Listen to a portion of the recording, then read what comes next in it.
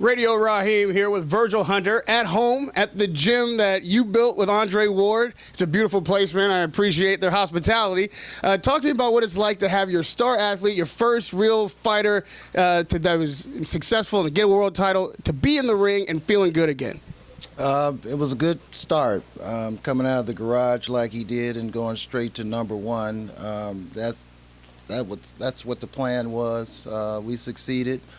Of course, we'd like to continue to keep going. That's what it looks like it's going to be going on over the next couple of months, hopefully late July or early August, and then one more before the year is out. When you say one more, obviously everyone's anticipating the Kovalev-Ward fight. Do you mean one more before that fight? One more before the Kovalev fight. The Kovalev fight is slated to be later in the year.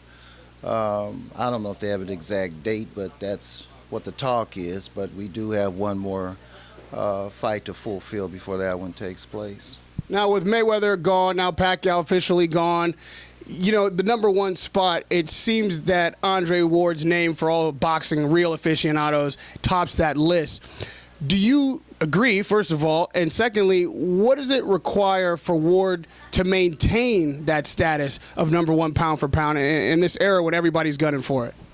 Well, the #1, I leave it to the critics. I leave it to the fans, most importantly, his peers. So I really don't put too much into it personally myself. There's a lot of great fighters up there, and the names that are mentioned are worthy to be mentioned. Of course, it's a void, so whoever steps out and becomes noticed in that particular way where you become #1, then rightfully so, they should inherit that spot. So I think he's definitely in the running, as he should be, but I think it is open for grabs right now. In his last fight, he did well, obviously, but there was a lot of talk about, he's not quite there yet. We still see some rust. There's things, and you even said we need one more fight before Kovalev. What is it that you need to tune up? What is it that you'll see, when you see it, you'll know, okay, we're sharp, we're ready for Kovalev? Well, it just needs the rounds, he needs the camps, and he needs the fights to get back into that groove. And there are a lot of things that he can do that he showed glimpses of, and there are a lot of things that he didn't show. And that just comes with the fight and being in the gym. And then also the opponent dictates what you're going to do. So he can do so many things that if one thing is left out, people might have a tendency to think that it's not there or doesn't exist. But the opponent pretty much dictates what type of arsenal he might use or what type of movement. A lot has to do with the opponent. But we are looking forward to getting another fight. When there's a star on the rise and he's popular and hot, busy, fans tend to think that he's the best. He's unbeatable. Obviously, I'm talking about Kovalev. When you look at Kovalev in the Ward matchup, where do you see holes in his game? How does Ward best him, knowing that you're moving up in weight, you're coming after a champion that everybody thinks right now is indestructible? Well, right now, I haven't seen any holes in his game. I mean, he's performed at a level that you really can't see any holes or any deficiency. Nobody has brought that forth. So right now, you have to give him his due. You have to acknowledge that he's exhibited flawless fighting at this point. So I couldn't honestly say it because that means I'm just going to look for something. But right now, he seems to be unbeatable.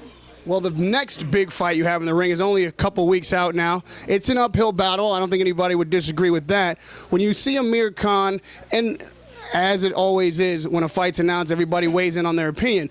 The initial opinion is he's too small. He's going to get run over. He can't handle the power of Canelo. When you hear that kind of criticism, what do you differ with?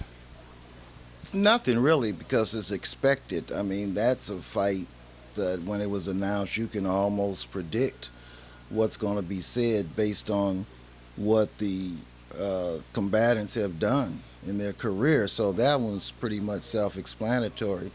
But I can't pay attention to it because it's not my lane, so to speak. My lane is to get Amir Khan ready to fight May 7th and to win May 7th. that's my job and goal, and that's pretty much where I am with it mentally. Well, interesting you say mentally, because Amir Khan points to ring IQ. He feels like ring generalship and his experience in there, his smarts, is what's going to counter maybe the size differential.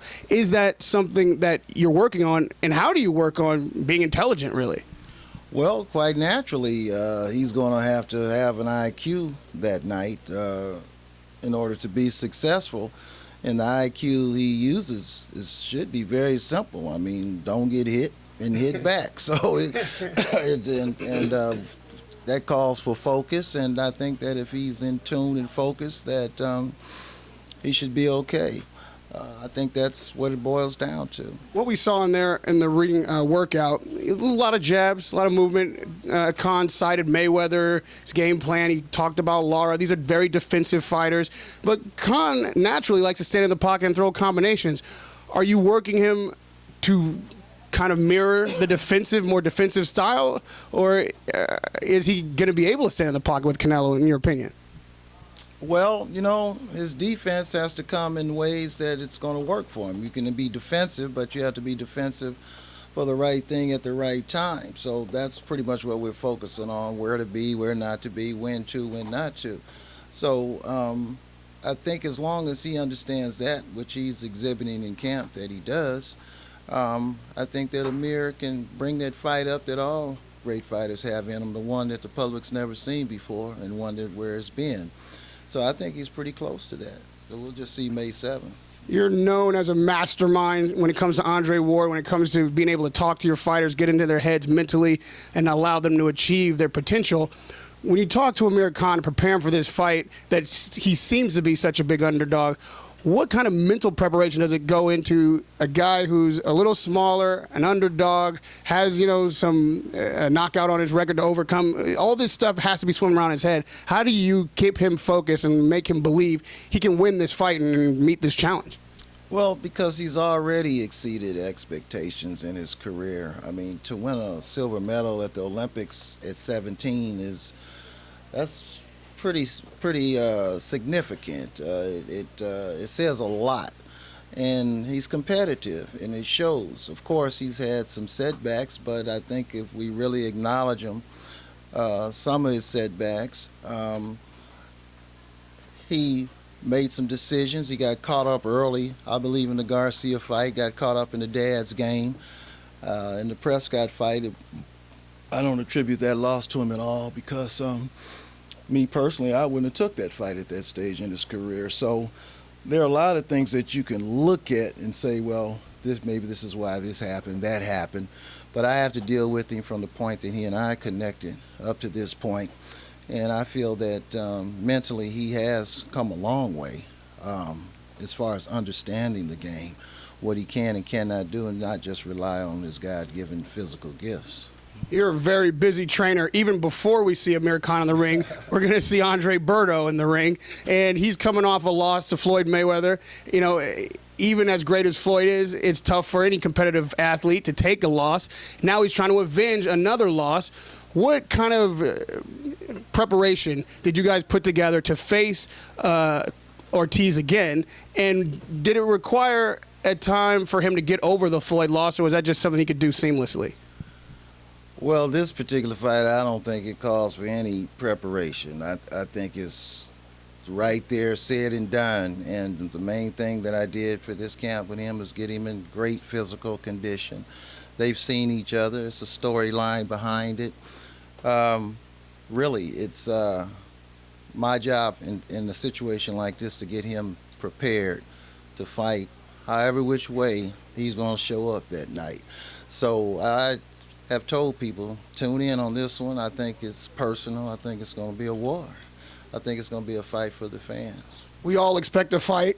Obviously, a war was what happened last time. When you have a fighter like Ortiz coming in and a fighter like Berto who will stand in the ring and trade if the opponent is willing, there's got to be a mental edge. People talk about Ortiz mentally being a little soft. Is that something you could take advantage of? It's hard to say. I mean, I don't know what goes on in his head. I mean, how many people have fought with a broken jaw? Madonna has proved, in that particular, has proved that he was a force to be reckoned with. I mean, but if you look at the fights that, with the exception of the Collazo fight, Ortiz was in those fights, and I mean, and he did his share of damage to the opponent also. So I mean, it's not like he just went in there and laid down now.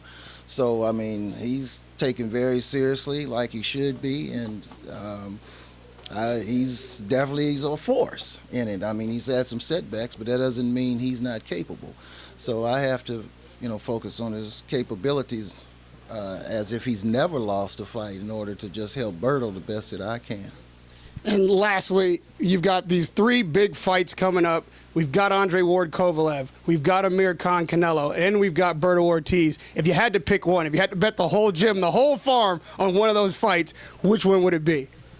That we were going to come out victorious? Yes, sir, of course. Well, I'm going to always back my fighter. We come out victorious in all of them. So, I'm not going to pick one. I'm going to pick them all, because I believe in the guys that I have, and I don't think I can do the best job for them if I didn't believe in them. So I have to pick all of them. I'm sure you pick them all to win, but alternatively, which one has the toughest challenge? In that matchup, which guy's got the biggest hill to climb to win? All 3 of them. Berto has a fight that he has to overcome. Amir is in with a guy who they say is the next big superstar, and Andre has to face a guy who's exhibited tremendous punching power and flawless technique so far, so they all have a mountain to climb. Radio Raheem with none other than Virgil Hunter in his home in Hayward. Beautiful gym. It's always a pleasure to talk to you. I appreciate the time. Radio Raheem with Virgil Hunter. Thank you.